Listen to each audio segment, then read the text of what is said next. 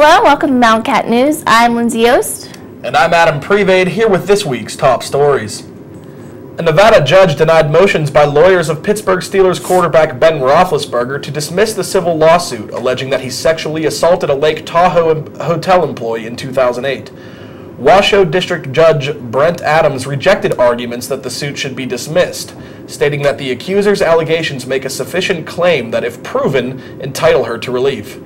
Roethlisberger's lawyer David Cornwell said that despite the outcome, his team was encouraged by the judge's reasoning, but added that in any event, the plaintiff's allegations remain false and the team will continue to pursue a vigorous defense of their client.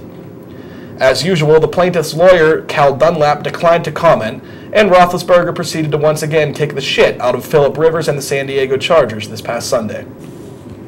A free 24-hour medical information hotline will be discontinued later this month. Conema Nurse Connection, which has started in 1995 and at one point was fielding thousands of calls per month, will end October 19th. Hospital leaders said that the change is spurred by a variety of factors, including cost and increased use of web-based medical information by the general public. While the nurses who answer calls cannot make a specific diagnosis over the phone, they can provide general health information, refer callers to physicians, and evaluate symptoms to determine the right course of action. While the service as it is now constituted will last only a few more weeks, administrators say they will gradually phase out the hotline by offering a scaled-back nurse connection from 8:30 a.m. to 4 p.m. over the next 3 months.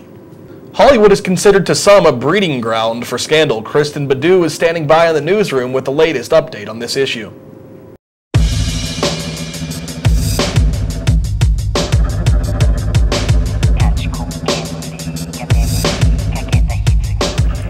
On Sunday, September 27th, director Roman Polanski was arrested by Swiss police on his way to the Zurich Film Festival. Polanski, an Academy Award-winning director made famous for his films including Chinatown and The Pianist, was arrested on 32-year-old charges.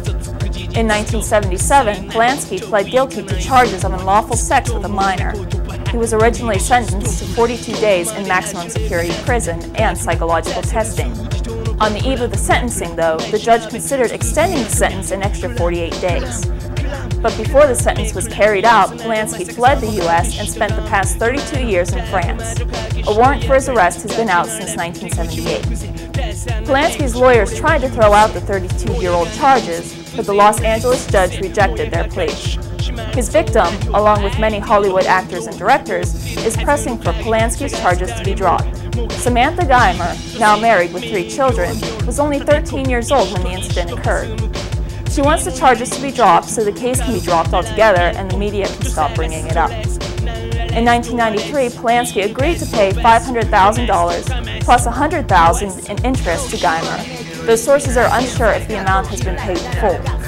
Not everyone in Hollywood, though, is on Polanski's side.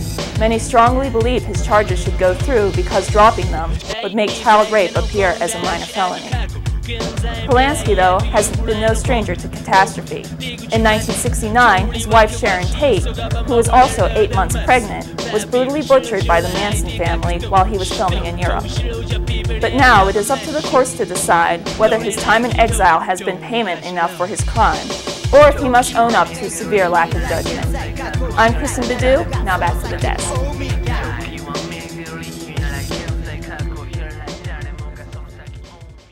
CNN News officials reported Monday that the number of dead has risen to at least 271 following flooding triggered by torrential rains in various sections of India.